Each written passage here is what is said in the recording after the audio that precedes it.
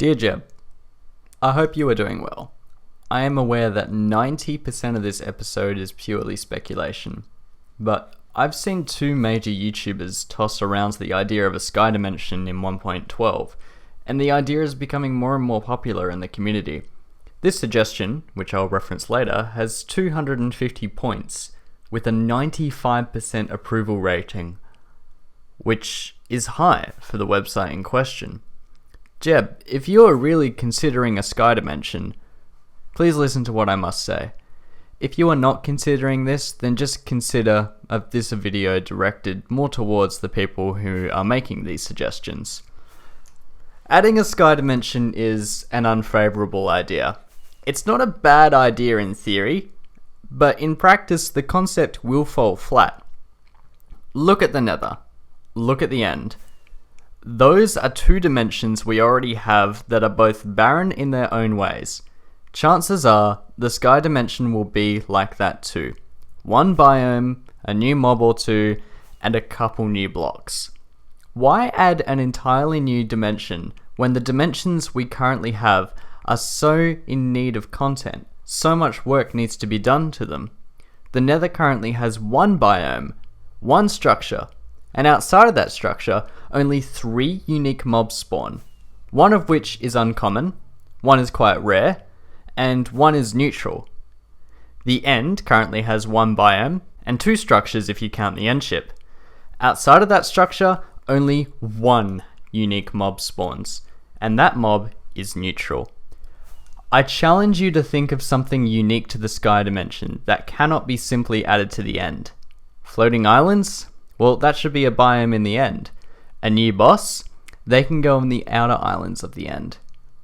So this suggestion here says, in the sky dimension, the player would find blue slimes which drop blue slime balls. Blue slime is much bouncier than green slime, and so blocks of it would gradually increase the velocity of whatever falls on it, rather than decrease like green slime. Now this is a good idea, but it doesn't have to be in the sky dimension. You can put it in a new End biome, maybe some blue floating islands. It would work.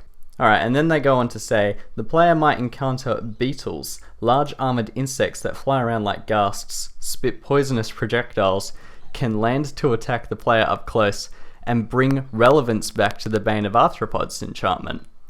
Okay, good, but it's another idea that can fit well in the End. We don't need a sky dimension for this.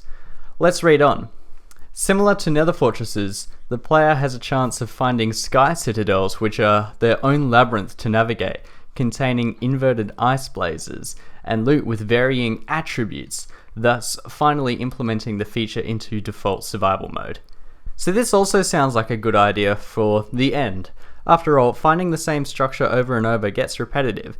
The End could use this structure, not a new dimension which hasn't even been added yet.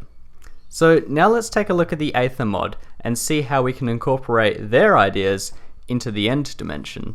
Alright, so I'm just looking through the wiki, seeing a few things. So the End, yeah, I can see these structures spawning in the End here. Maybe some color tweaks here and there, but the overall structure, I can definitely see that. This here, I like. That looks cool. I would like to see that in the End. Maybe even made out of a white block as shown here instead of using purple again. Okay. Alright, so we got some peaceful birds here. I mean, they could work in the End. Flying pigs. Okay. The portal to the Aether. See, we won't even need this because it's just in the End anyway. New accessory system. I can't really see that being added into vanilla. Aether dirt. That would look cool. Skyroot locks. Yeah. Skyroot leaves. Golden oak.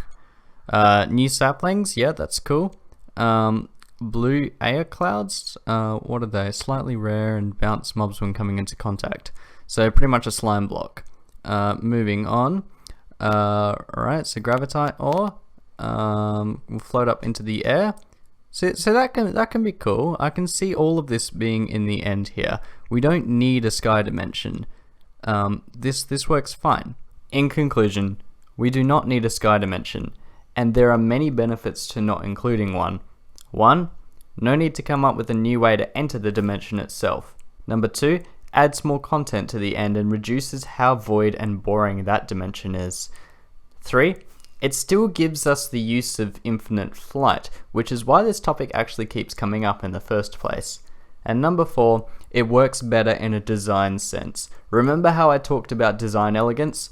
Giving one feature 2 uses is far better than adding 2 features with 1 use each. It keeps that nice balance between depth and complexity. And that's why a sky dimension is an unfavorable idea.